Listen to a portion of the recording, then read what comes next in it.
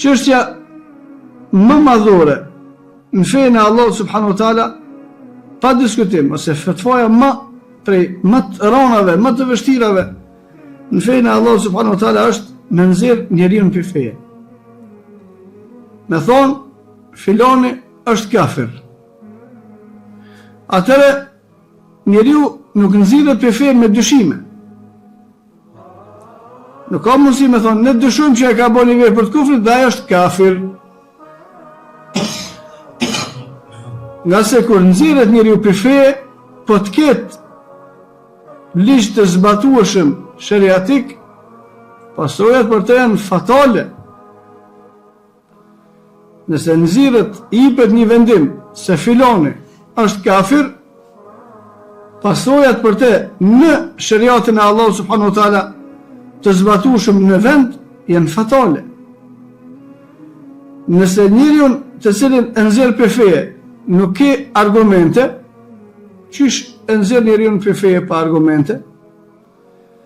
Ose me argumentet me cilat e nxjerr njeriu për feje, je i dyshimt, janë argumente të sakta se nuk janë? Janë argumente të cilat e arrin shkallën e kufrit apo nuk janë? Është personi me arsyetime apo nuk është? Janë hik pasojat për me nxjerr njeriu që lejohen me nxjerr njeriu për feje apo se nhik? Janë plotësuar kushtet me të cilat pas tyre njeriu nxirret për fejes ose nuk janë plotësuar?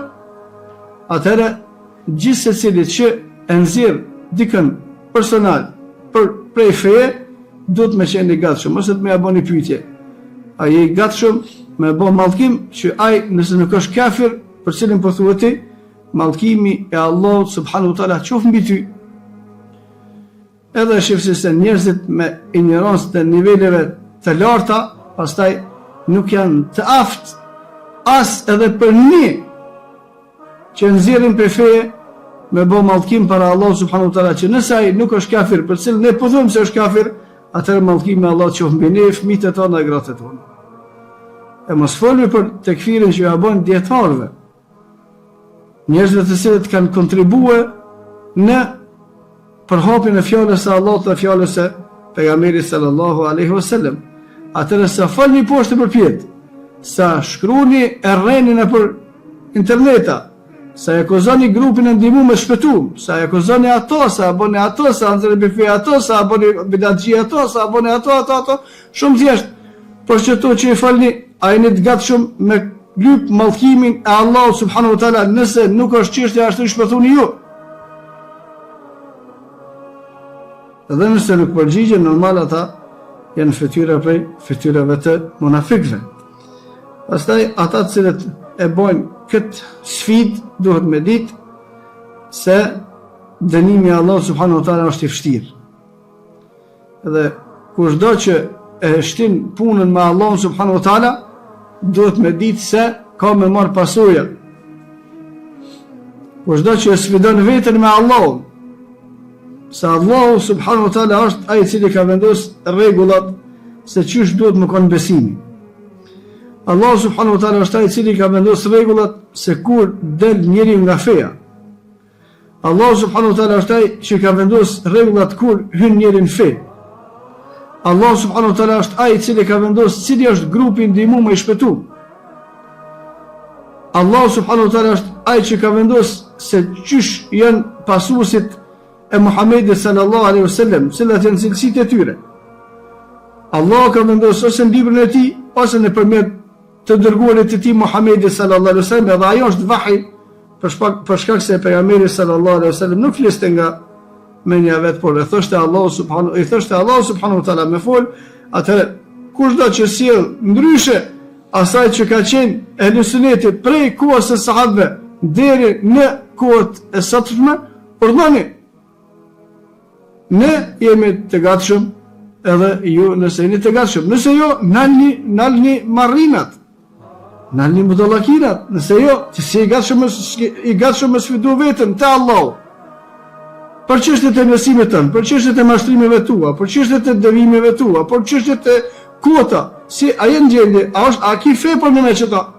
Po, urna, nëse e ki fe për në me, na e kemi fe për në me.